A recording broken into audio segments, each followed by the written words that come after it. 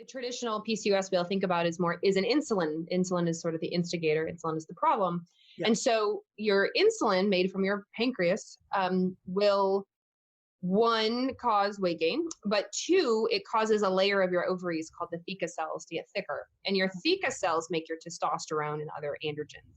And just so that women have testosterone, just want to make sure people are aware. Yes. Yes. We don't have much as men, but we do definitely have some, and we need it. And so it causes our testosterone to go up. So now our testosterone starts to go up, and we get where the PCOS women get hair growth in places they don't want, and they get acne, and their head and their hair starts to fall out. So now it's affecting our derm system, our dermatologic system. And then when you have when your theca cells get bigger, you can't, and you have high testosterone and high insulin, the communication to ovulate doesn't happen.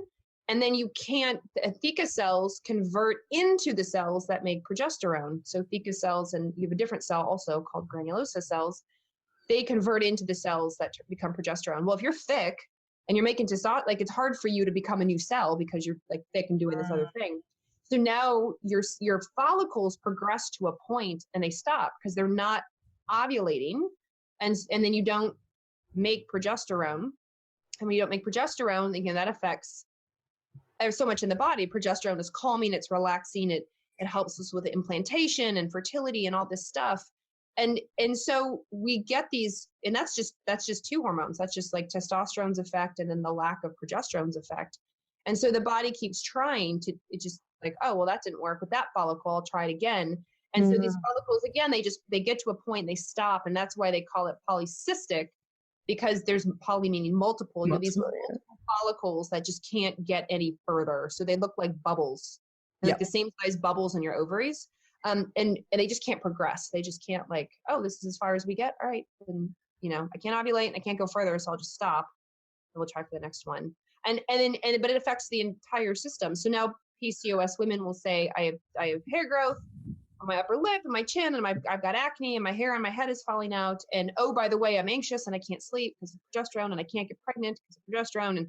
And that's just, and I'm gaining weight, and that's from the insulin. I mean, it's just, and if you add stress on top of it, right? If you've got this fight or flight person as well, she's type A, or she's just got a lot going on, or she's in a bad relationship, or she hates her job, or, she's not eating healthy.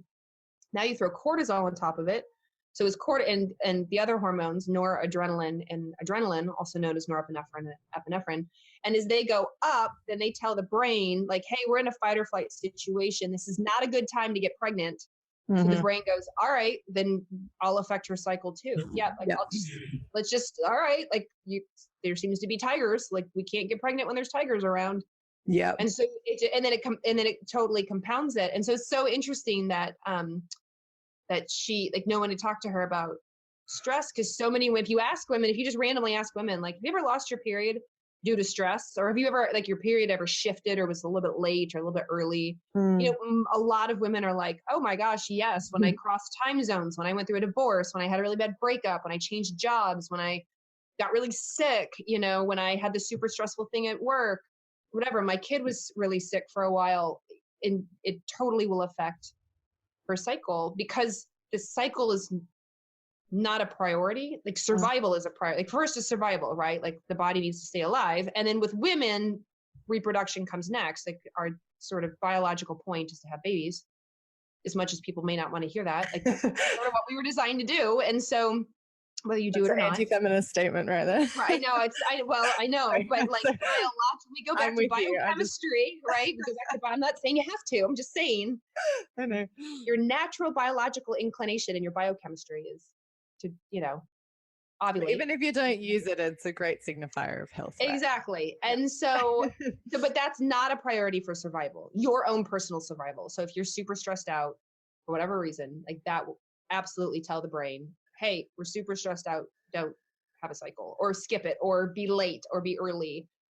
And so it just, like, again, one more hormone. So we've got testosterone, progesterone, estrogen, insulin, cortisol, noradrenaline, just all this interweb of, whoa, things are a mess. And then I haven't even said the thyroid. I mean, all those things then affect the thyroid. So the thyroid's now a mess. It just snowballs from there.